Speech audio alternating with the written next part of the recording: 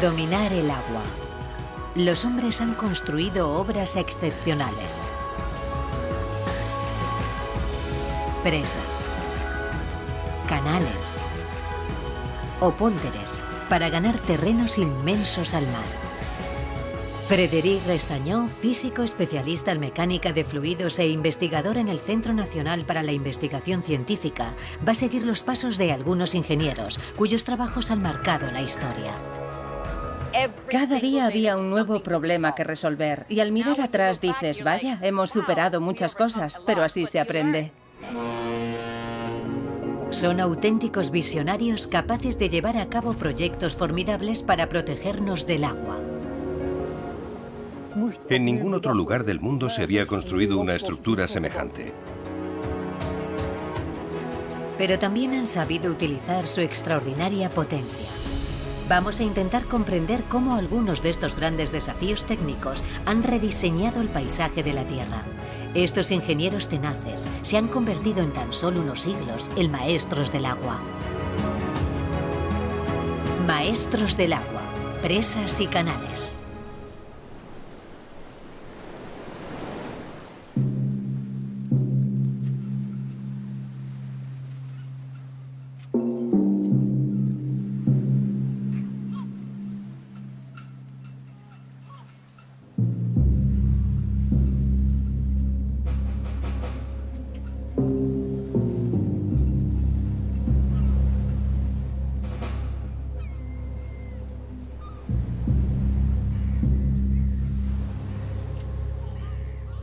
Fue aquí donde hace cerca de 3000 años surgió la idea de crear el Canal de Corinto. Visto desde el cielo, parece una trinchera de más de 6 kilómetros de largo, un punto de unión entre dos mares, un reflejo del empeño del hombre por ahorrar tiempo y un motivo de preocupación para los 11.000 barcos que pasan por aquí cada año. Un canal entre un pasillo rocoso atraviesa el Istmo y evita que haya que recorrer 400 kilómetros para rodear la península del Peloponeso. Después de que fracasaran algunos proyectos que datan de la Grecia y la Roma de la antigüedad, la idea del Canal de Corinto cayó en el olvido durante casi 2 milenios. Pero el desarrollo del tráfico marítimo y del comercio mundial en el siglo XIX vuelve a despertar la ambición del pueblo griego.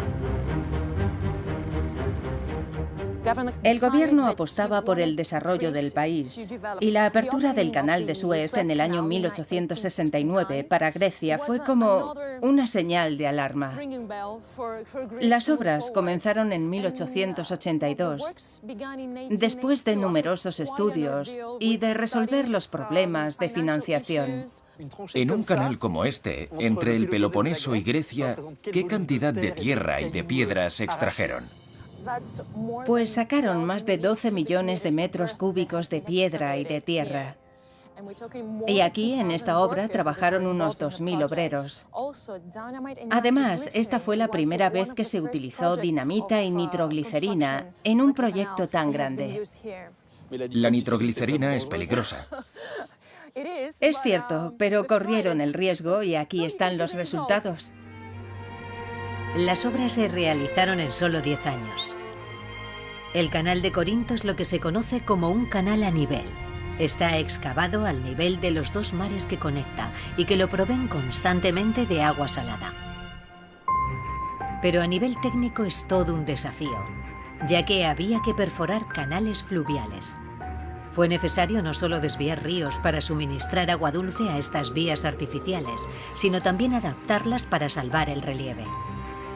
Pero, ¿qué hacían para subir una embarcación varias decenas de metros? En el siglo XVI, un invento revolucionó la ciencia de los canales, la esclusa navegable. Además de su emblemático río, el Sena, desde el siglo XIX París cuenta con 3 canales con esclusas, con una longitud total de 130 kilómetros. El canal de Saint-Denis, el canal de Lurk y el más corto pero el más famoso de todos, el canal de Saint-Martin.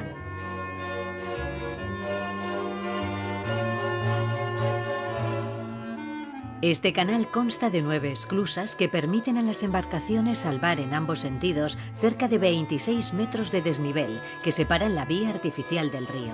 Las cascadas de agua de cada una de las esclusas tienen una altura aproximada de 3 metros, es decir, de un piso, y cada esclusa funciona como un ascensor de barcos. Cuando un barco que transita por el canal entra en la cámara de la esclusa, unas puertas llamadas buscos forman un ángulo orientado a contracorriente, de manera que la presión tiende a cerrarlas y a desviar la fuerza hacia las orillas. Una vez cerradas, el agua de la cámara se vacía hasta alcanzar el nivel de la cámara inferior, gracias a las compuertas, unas pequeñas escotillas metálicas deslizantes situadas sobre el batiente o puerta de la esclusa.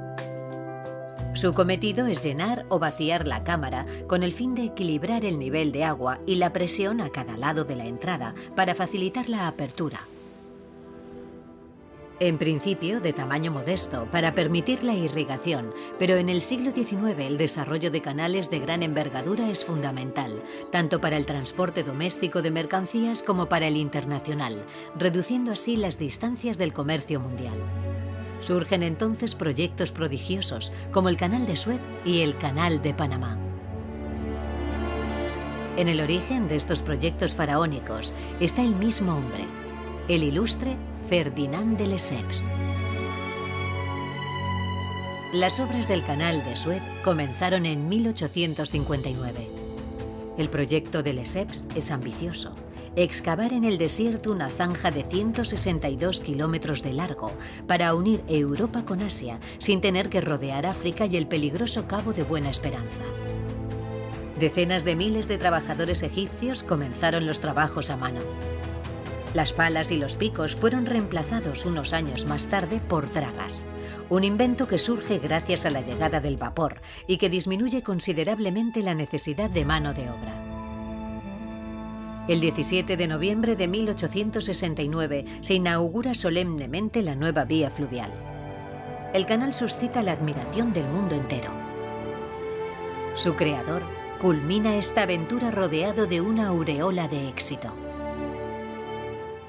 Ferdinand de Lesseps alcanzó una gloria que actualmente es imposible imaginar. Se ocupó de las relaciones internacionales, de la creación y de la construcción de la Estatua de la Libertad. Fue nombrado miembro de la Academia Francesa, a pesar de que no era escritor. Obviamente el éxito tal vez hizo que se sobreestimara su competencia, aunque para Lesseps era evidente que él era el mejor situado para diseñar la construcción del Canal de Panamá. Y aquel fue un proyecto mucho más complicado.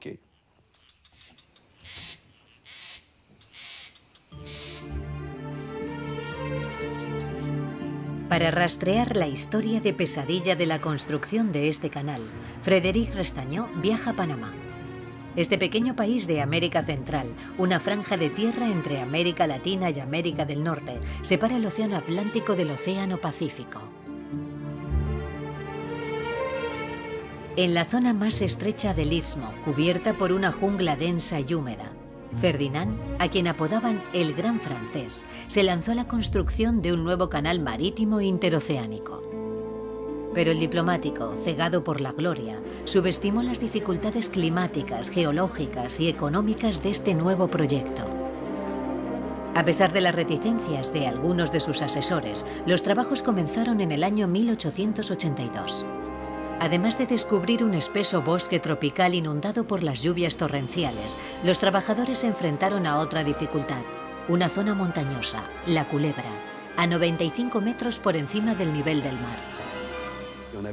Se conocía la geografía, pero no la geología. Pensaban que podrían excavar esa montaña de forma similar al Canal de Corinto.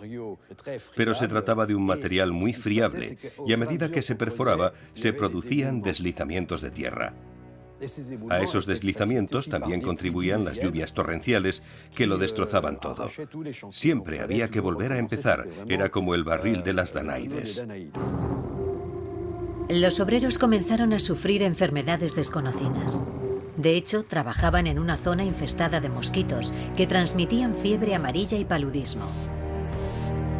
Ante la mirada impotente de los médicos, moría un trabajador tras otro. En la época, estaban lejos de poseer los conocimientos necesarios para combatir esas enfermedades. Un ejemplo, se pensaba que colocar vasijas de agua en las patas de la cama era una forma de que las hormigas no subieran a la cama del enfermo. Pero lo que sucedía era que en esa agua estaban los criaderos de mosquitos. Así que en el mismo hospital donde tú tratabas de combatir eso, tú estabas produciendo el mal. Hubo decenas de miles de muertos, y creo que ese fue un factor fundamental en el fracaso de Ferdinand de Lesseps.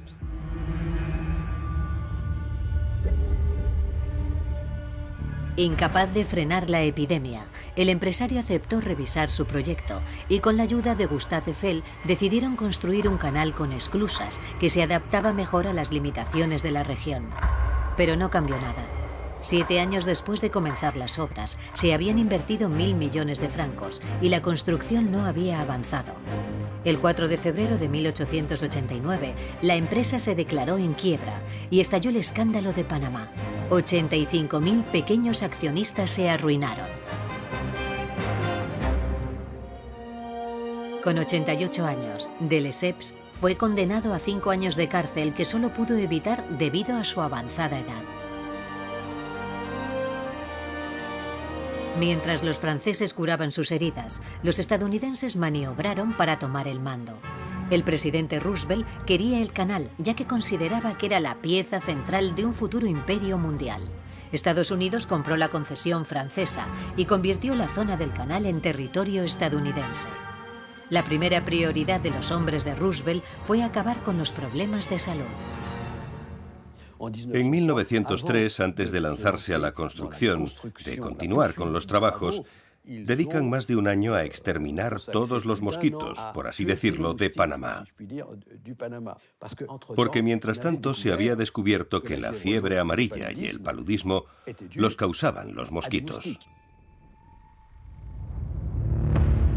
El presidente de Estados Unidos encargó al ejército que terminara uno de los mayores proyectos de ingeniería de todos los tiempos. Se enfrentaban a las mismas dificultades geológicas que sus predecesores, así que los estadounidenses, al igual que los franceses, decidieron transformar este canal a nivel en un canal de esclusas. Para abastecerlas, construyeron una presa sobre el río Chagres. La presa inundó buena parte del país, dando lugar a un inmenso lago artificial, el lago Gatún. Situado a 26 metros de altitud, permitía atravesar el istmo sin necesidad de excavar la montaña y será accesible gracias a 2 series de esclusas hechas a la medida del proyecto, 2 buscos de 25 metros de altura y cámaras de 320 metros de longitud. Para estabilizar los navíos durante el tránsito, utilizan un innovador sistema de locomotoras que actúan como remolcadores.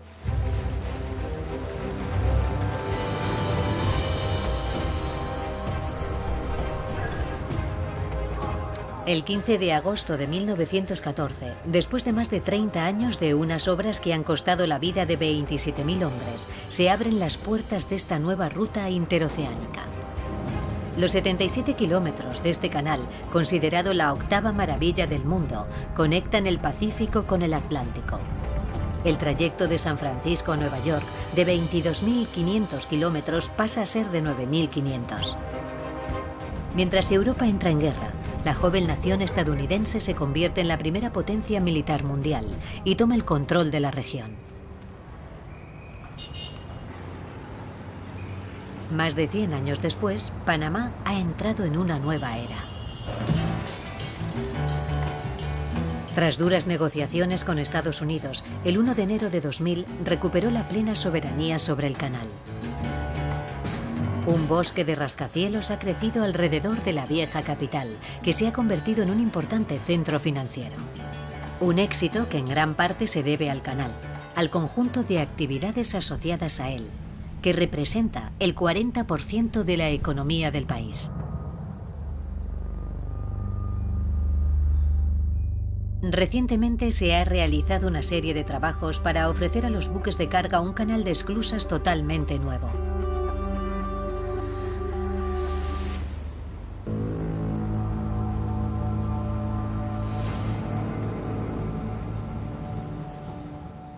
Es increíble.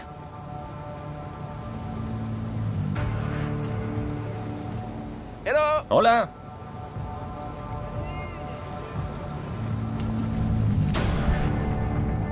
Un proyecto titánico supervisado por la ingeniera panameña Ilia Marota, al que le ha dedicado 9 años de su vida. Necesitábamos nuevas esclusas porque el tráfico marítimo ha crecido mucho y los buques son cada vez más grandes. Habíamos llegado al límite. Teníamos que dar cabida a más portacontenedores y más grandes que no podían usar el antiguo canal. Si no, perderíamos parte del mercado y nuestro rango de canal mundial. ¿Y cuál es el tamaño de la esclusa? Esta cámara tiene 55 metros de ancho y 427 de longitud. Los buques más grandes que pueden pasar no deben superar los 366 metros de largo y 49 metros y medio de ancho. Con esa longitud, en las esclusas actuales se puede meter una torre Eiffel. Así es. De hecho, con la cantidad de acero que se ha usado para reforzar estos muros de hormigón, se podrían construir 19 torres Eiffel. Es un proyecto muy grande. Sí, un proyecto gigantesco. Estas nuevas obras comenzaron en enero de 2007. Como respuesta a la competencia con el Canal de Suez, Panamá decide ampliar los canales de navegación, transformando la legendaria Culebra en un gigantesco campo de minas.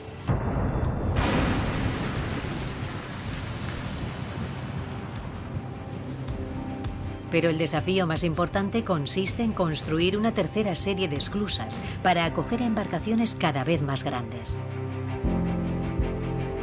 Las nuevas cámaras de hormigón armado cuentan con 16 puertas correderas de más de 57 metros de altura.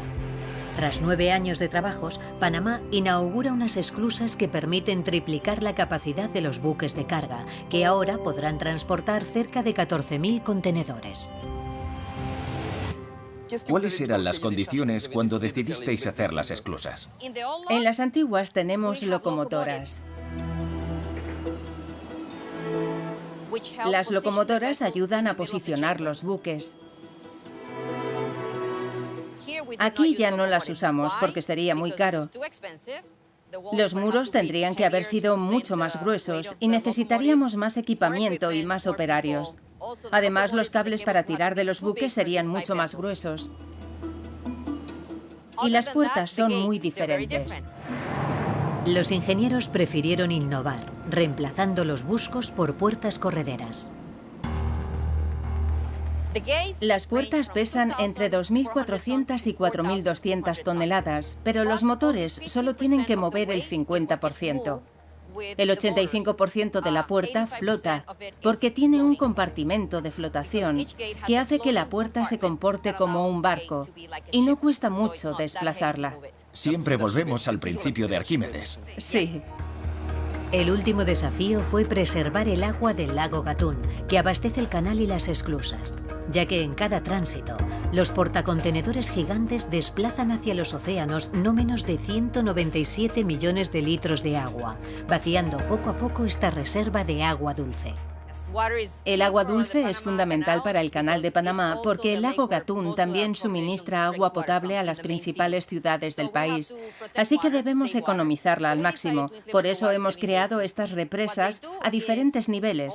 Se llenan de agua por la gravedad y podemos reciclar un 60% por cámara. Además, estas nuevas esclusas utilizan un 7% menos de agua que las antiguas. En realidad, es un sistema de reciclaje. ¿Soñaba de niña con convertirse en uno de los grandes jefes del Canal de Panamá? Cualquier ingeniero soñaría con trabajar en un sitio como este. No se construye algo así todos los días. Es excepcional, este proyecto es único. Las esclusas, las puertas, todo. Siempre había un nuevo problema que resolver. Y al mirar atrás dices, vaya, hemos superado muchas cosas, pero así se aprende. Hay más elementos positivos que negativos. Esta proeza técnica ha supuesto un gran éxito económico para las autoridades del canal. Con cada tránsito, los buques de carga desembolsan una suma colosal, entre 500.000 y $1 millón. En una era en la que el 90% del comercio mundial de mercancías se realiza por vía marítima, el canal se ha convertido en el motor económico de Panamá y en uno de los centros neurálgicos del comercio mundial.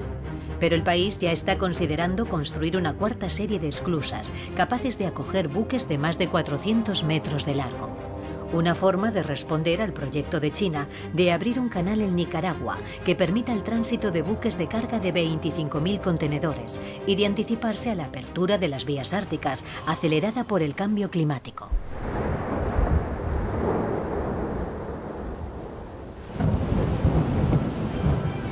El agua es una de las preocupaciones del hombre.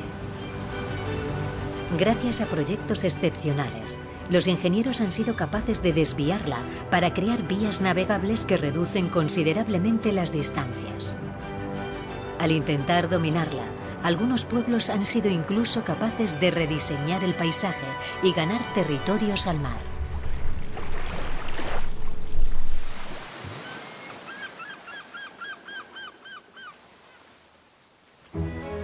Los venecianos pusieron también en marcha estrategias audaces para edificar una ciudad que nunca debió existir.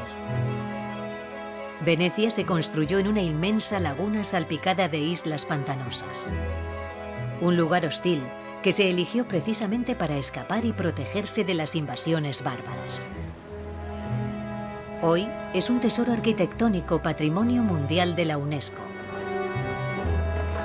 Con sus innumerables canales y palacios, Venecia da testimonio del genio humano para dominar el agua. Cuando llegaron aquí sus primeros habitantes, aprendieron técnicas específicas para construir casas en este terreno inestable, fangoso, muy fangoso. Lo primero de todo fue instalar pilares de madera. Crearon una base, una plataforma, y debajo hay millones de estacas. Esas estacas se colocaron para consolidar el suelo. Bajo la plaza de San Marcos hay probablemente entre 200.000 y 300.000 estacas. Y cuando caminamos por Venecia, es posible que lo estemos haciendo sobre uno de los bosques fósiles más grandes de Italia. Es un hermosísimo ejemplo de cómo Venecia ha dominado el agua durante tantos siglos. Pero sin embargo, estaban sujetos al ritmo del agua. El agua alta condiciona enormemente la vida de los venecianos. Cuando llega, todo el mundo se ve obligado a caminar por pasarelas. Así que para quienes habitan estas casas, es muy peligroso vivir en la planta baja. Es mucho mejor quedarse en los pisos superiores. El agua alta es difícilmente previsible, ya que sus causas son múltiples. En Venecia, el fenómeno de la marea solo influye un 20 o un 30% en el proceso del agua alta. Durante las mareas más intensas, el agua sube un máximo de 50 centímetros.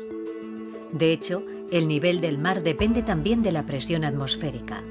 Las altas presiones de los anticiclones, por encima de los 1013 milibares, hacen descender las aguas, mientras que las depresiones las hacen subir. Una fuerte depresión puede hacer que suba hasta 30 centímetros y suele ir acompañada de lluvias intensas que agravan la situación. Pero un viento fuerte y constante que sopla hacia el suelo puede provocar una importante subida del nivel del agua, de incluso 1 metro de altura.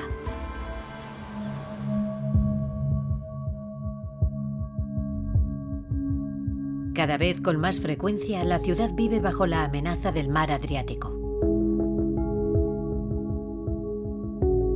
En otoño, las aguas altas cada vez más intensas anegan Venecia.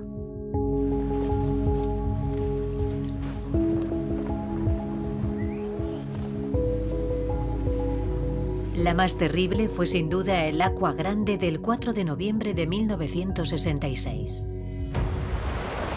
El agua, empujada por una tempestad y un fuerte viento del sudeste, subió 194 centímetros por encima del nivel de referencia.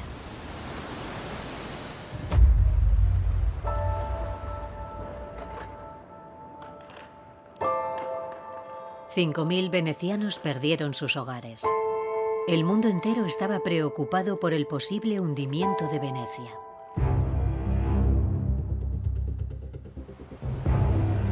Para salvar la ciudad, en los años 70 se puso en marcha el proyecto Mose, una presa única en el mundo.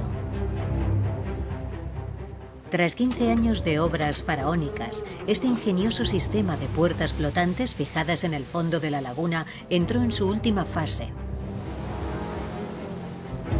Desde 2011, cada vez que hay amenaza de inundación, los ordenadores cierran virtualmente las barreras, simulando una situación de emergencia.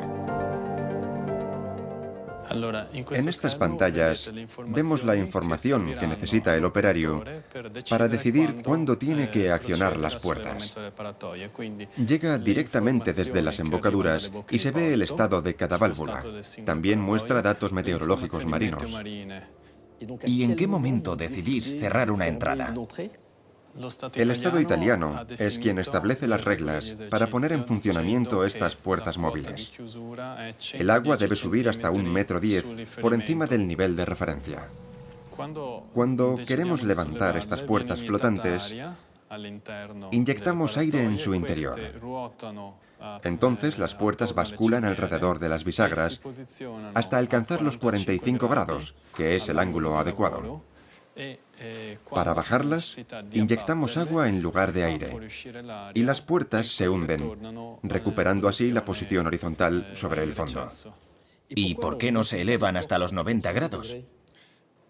No las ponemos en vertical, porque estando a 90 grados sería muy difícil volver a colocarlas sobre el fondo, mientras que a 45 grados las puertas se vuelven a colocar en posición horizontal de forma natural, gracias a la fuerza de la gravedad.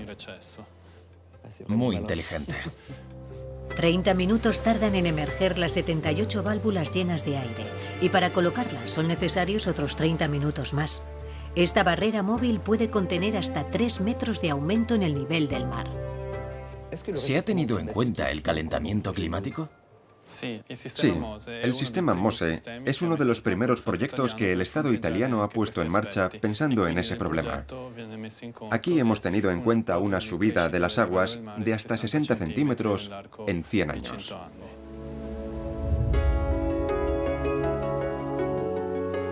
Una tecnología audaz por la que los italianos han pagado un alto precio.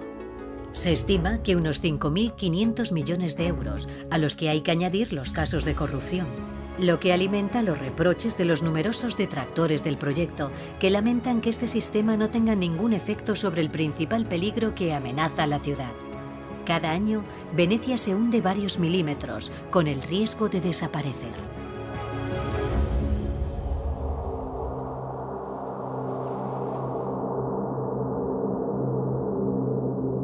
Más al norte, en los Países Bajos, una nación ha convertido el dominio del agua en una especialidad. Desde hace varios siglos, los neerlandeses han desarrollado una extraordinaria ingeniería hidráulica para ganar al mar terrenos inmensos. Se ha construido más del 20% del país sobre suelos que anteriormente estaban sumergidos. Esta tierra ganada al mar se conoce como polder. Hace varios siglos, los neerlandeses crearon los primeros pólders, rodeando de diques el área de la que querían disponer, para poder aislar y desecar las marismas. Después plantaron cañas que absorbieran el agua, una técnica que resultó insuficiente. Más adelante dividieron la superficie en canales, que como su propio nombre indica, permitían canalizar el agua drenada. Para evacuarla construyeron molinos provistos de un tornillo que bombea el agua y la vierte en un canal superior para reconducirla a los ríos o al mar.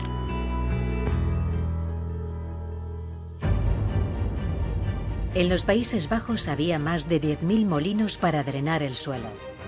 En el siglo XX aumentó el número de pólders hasta redibujar completamente el mapa del país. El 1 de enero de 1986 nació una nueva provincia, Flevoland. Flevoland significa nueva tierra y es el resultado de la unión de dos pólders. Con una superficie de 2.500 kilómetros cuadrados, es el pólder más grande del mundo y el mayor proyecto de drenaje que jamás se ha realizado.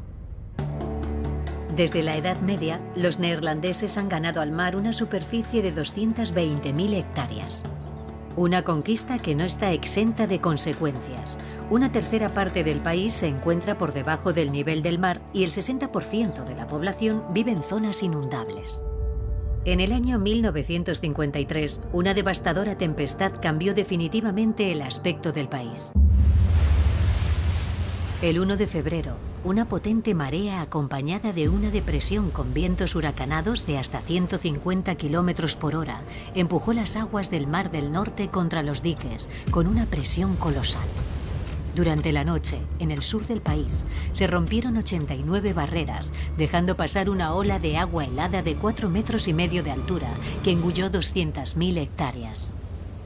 El balance fue trágico.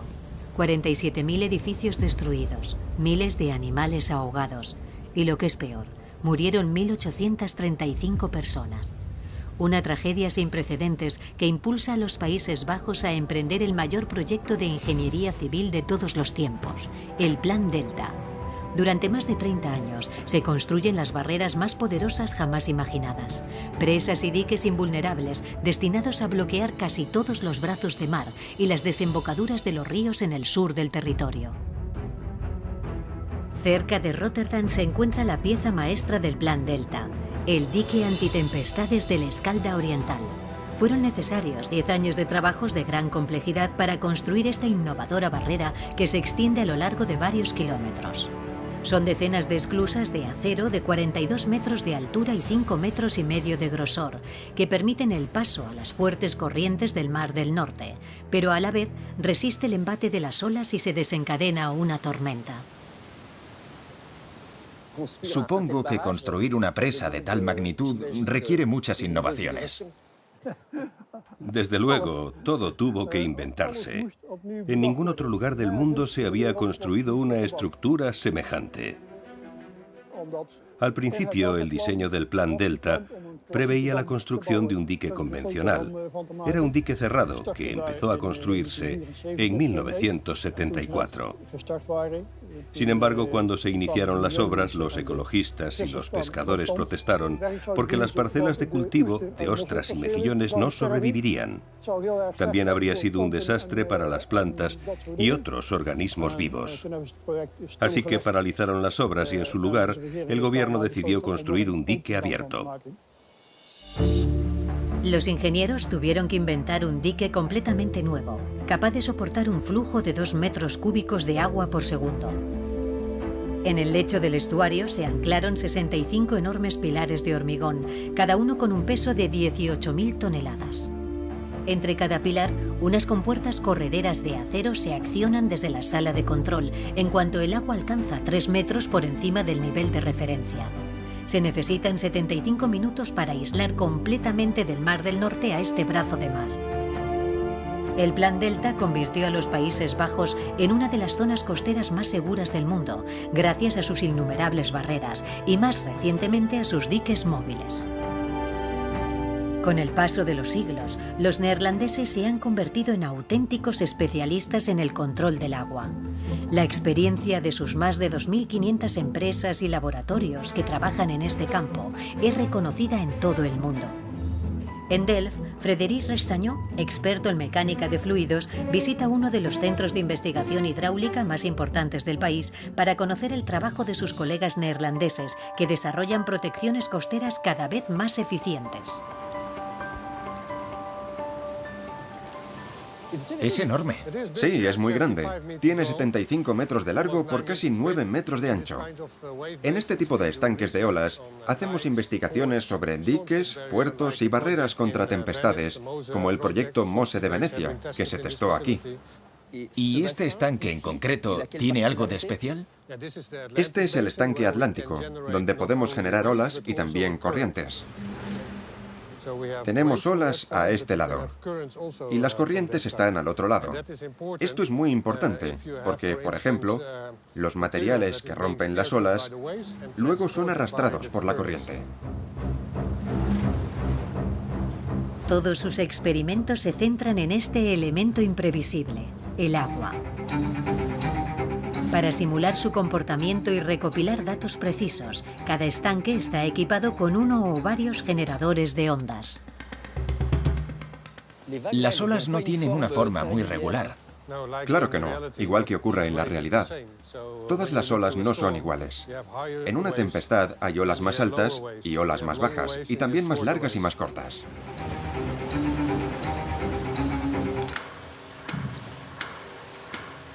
Dependiendo del lugar del mundo en el que nos encontremos, la frecuencia de las olas puede variar. Nosotros sabemos cómo programar eso en el generador de olas, lo cual es esencial. De este modo estudian la resistencia de los diques a largo plazo, pero también en situaciones extremas. Para analizarlos, los investigadores construyeron un canal de 300 metros de longitud, una distancia necesaria para reproducir la formación gradual de ondas, capaces de provocar olas de 4,5 metros.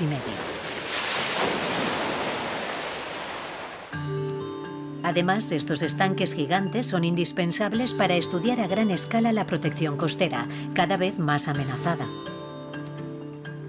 ¿Ha aumentado la demanda por el calentamiento global? Sí, ese es uno de los aspectos que tenemos en cuenta en cada proyecto. Construimos diques que podamos adaptar fácilmente, en caso de que el nivel del agua suba por encima de nuestras previsiones actuales. Si nuestras expectativas son falsas y el aumento no es de 1 metro, sino de 2 o 3 metros, debemos ser capaces de adaptar la estructura al aumento del nivel del mar. Imagino que aquí, en Holanda, es importante hacer estas pruebas. Sí, aquí es vital contar con instalaciones como estas para investigar, porque si cometemos un error, las consecuencias son mucho más graves que en ningún otro país. Un riesgo creciente que ha llevado al gobierno neerlandés a lanzar en 2015 un nuevo Plan Delta para reforzar y mejorar gran parte de los diques del país.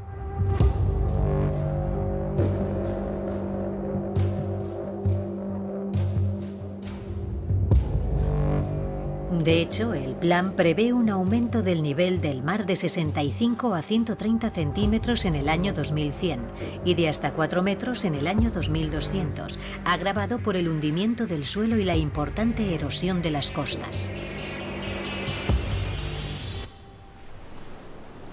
Para limitar las emisiones de gases de efecto invernadero, los ingenieros utilizan cada vez más la formidable potencia del agua.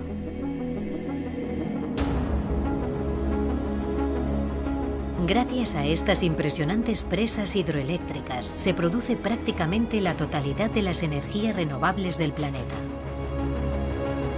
Representa casi el 80%, muy lejos del 12% de la energía eólica, el 7% de la biomasa o el 3% de la energía solar. En el siglo XX, 70 presas situadas en 14 países del mundo fueron construidas por un brillante ingeniero francés, André Coin, maestro indiscutible de las presas de Arco. Su creatividad ha inspirado a varias generaciones de constructores. Lo que caracteriza a André Coin es que quería experimentar, medir y calcular lo mejor posible, de modo que realizó toda una serie de innovaciones de distinta índole, como por ejemplo en los aliviadores.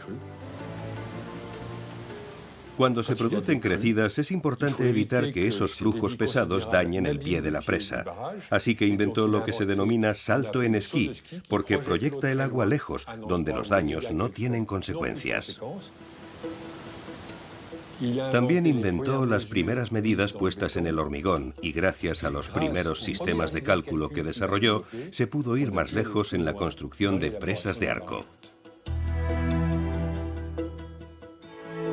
Y además insistía en que fuesen hermosas.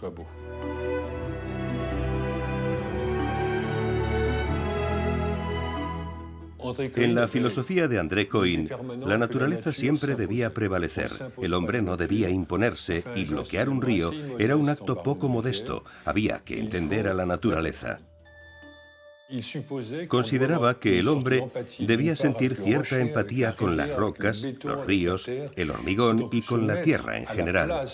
Para él, ponerse en el lugar de la naturaleza no era una cuestión de arrogancia, sino un acto de absoluta sumisión. Aunque Coin se hizo famoso por sus presas de arco, a menudo construidas en zonas escarpadas, existen otros tipos de presas que se colocan a lo largo de los ríos, como las presas de gravedad.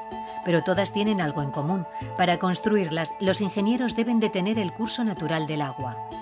Para erigir dicha estructura, primero hay que desecar la zona. Por tanto, es necesario desviar el curso del río hacia un canal temporal o hacia zonas más escarpadas mediante túneles de derivación.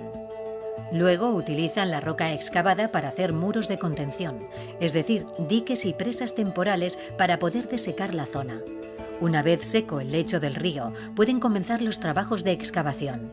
La solidez del soporte se garantiza mediante la realización de pruebas y estudios detallados del suelo. Los terrenos que se consideran no aptos para los cimientos se sustituyen por hormigón de alta resistencia. Por último, se destruyen los muros de contención para inundar la presa y crear su vasto depósito. La calidad de la roca es primordial para construir una presa. Y en el momento de la primera inundación, ni siquiera alguien tan experimentado como André Coin vive con serenidad el último metro de relleno. Porque, como decía el ingeniero, de todas las obras hechas por el hombre, las presas son las más mortales. Una frase premonitoria. En el año 1954, André Coin completa la presa de Arco de Malpasset en el sur de Francia. Este embalse destinado a irrigar los cultivos de Fréjus se construyó en el valle del Gégá, un torrente que se seca en verano y se inunda en invierno. Durante años esperamos a que el agua la llenara por completo. Fue en los años 1955, 56, 57, etc. No se estableció ningún control, no se dejó a nadie in situ. Como no había planta eléctrica porque el único propósito era embalsar agua, no se estableció ninguna vigilancia. Sin embargo, hubo algunas señales de alerta. En la orilla izquierda, el agua se infiltró en el interior de la roca, que no era estanca, y se produjeron grietas y fallas. Y el 2 de diciembre de 1959, la presa reventó.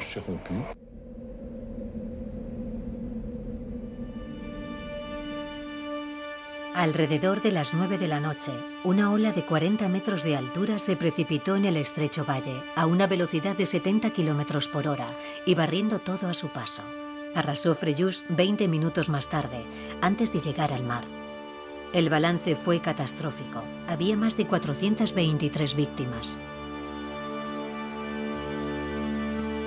Francia estaba en estado de shock. André Coin asumió toda la responsabilidad de la tragedia.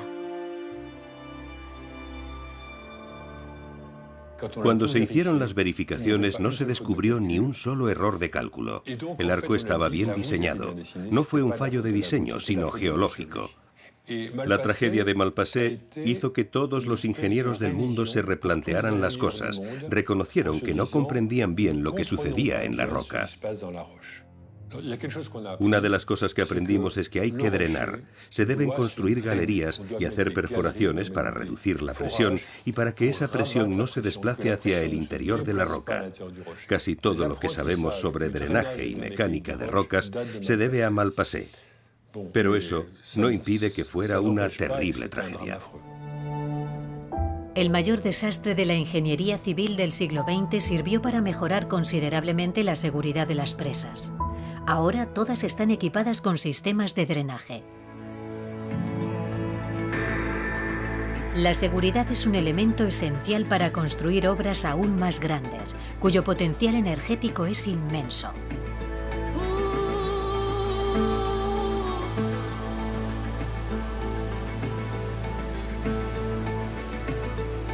En América del Sur, el agua es un gran activo, especialmente en Paraguay, uno de los pocos países del mundo cuya energía es 100% hidroeléctrica.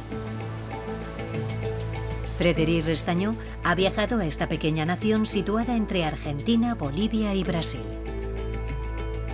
Aunque el país carece de acceso al mar, lo cruza uno de los ríos más importantes de América Latina, el río Paraná, frontera natural entre Brasil y Paraguay. Múltiples cascadas vierten sus aguas en él, como esta de los Altos del Monday, un inmenso volumen de agua con una potencia inigualable.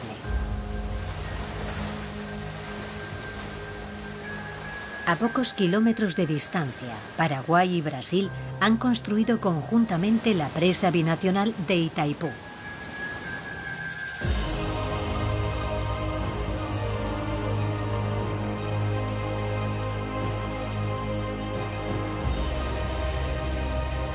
Es la central hidroeléctrica más potente del mundo y una de las presas más grandes de la Tierra.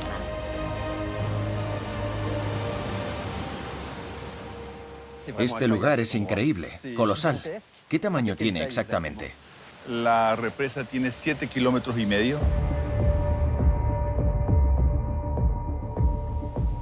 La altura total de la represa hasta la crista principal es de 225 metros. ¿225? Sobre el nivel del mar, exactamente. ¿Y la altura de la cascada? 120 metros para la potencia nominal de una máquina de 700 megas. Eso significa que cada turbina tendrá la misma potencia que un reactor nuclear. La Itaipú Binacional tiene una capacidad instalada de 14.000 megavatios.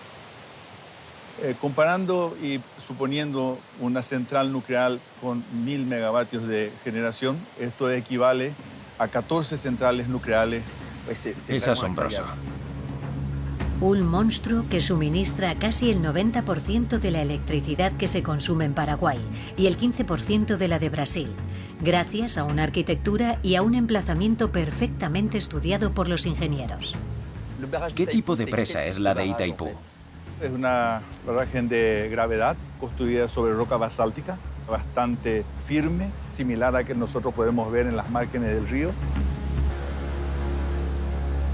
Está construida en un cañón, el cañón del río Paraná.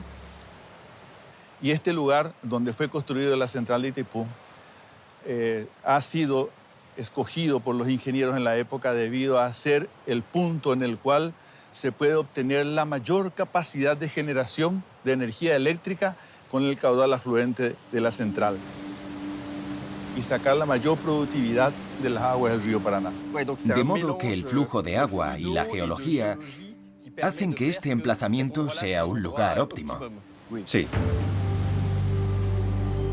Terminada en 1991, la obra forma un gigantesco embalse de 1.300 kilómetros cuadrados. Pero esta asombrosa presa ha exigido grandes sacrificios. Para crear este lago artificial, las autoridades tuvieron que desplazar a 10.000 familias e inundar la selva tropical bajo 100 metros de agua. La presa de Itaipú, la primera en el mundo que cuenta con un plan de rescate de animales, ha sido declarada Reserva de la Biosfera por la UNESCO. Tanto la presa como su planta eléctrica cuentan con unos cimientos excepcionalmente resistentes, capaces de retener 29 millones de metros cúbicos de agua. Madre mía. Es gigantesca. Impresionante, ¿verdad? Impresionante, realmente. Y este es el fondo del río Paraná. ¿Estamos en el lecho del río? Así es, así es. Realmente este es la fundación, la base misma de la cota más baja en la presa principal, ¿sí? Como podés ver, aquí inclusive todas las rocas, piedras, son todavía de la época de la fundación, ¿verdad? La dureza de la roca basáltica es una de las claves de la presa de Itaipú. Correcto, así es. ¿Y aquí la presa se asienta sobre la roca? Sí, básicamente sí. Solo que la solidez de la presa principal se basa en los 81.000 millones de toneladas de hormigón armado que se encuentran, en un peso en toneladas impresionante. Para ahorrar hormigón y no cargar un peso excesivo sobre el lecho del río, los constructores diseñaron una presa hueca apoyada por contrafuertes. Una arquitectura que redirige las fuerzas hacia el fondo y que gracias a su base más amplia permite soportar mejor la enorme presión del agua. Una vez estabilizada, los ingenieros equiparon la presa con 20 conductos forzados, creando una altura de caída de casi 120 metros, que descarga directamente en cada turbina 700 metros cúbicos de agua por segundo. La electricidad se produce a los pies de la estructura en la central hidroeléctrica más importante del mundo. Ok, bueno, mira, estamos ahora mismo en la casa de máquinas. Todas estas tapas, color rojo que estás viendo, son las tapas de la unidad generadora.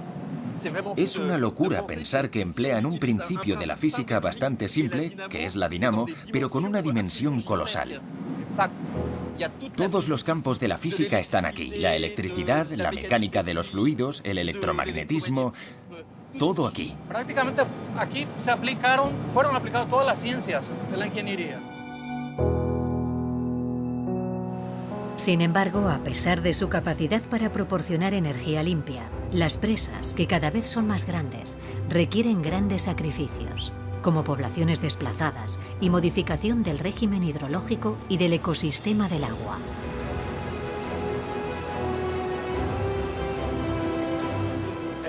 Independientemente del coste de construir esta presa, incluida la modificación del medio ambiente, puedo asegurar que compensa si tenemos en cuenta los beneficios que reporta, empezando por la enorme cantidad de energía limpia que produce.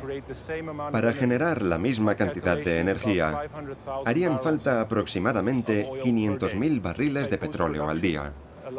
La producción de Itaipú nos permite evitar unos 85 millones de toneladas de CO2. Controlar el agua implica, en primer lugar, usarla lo mejor posible.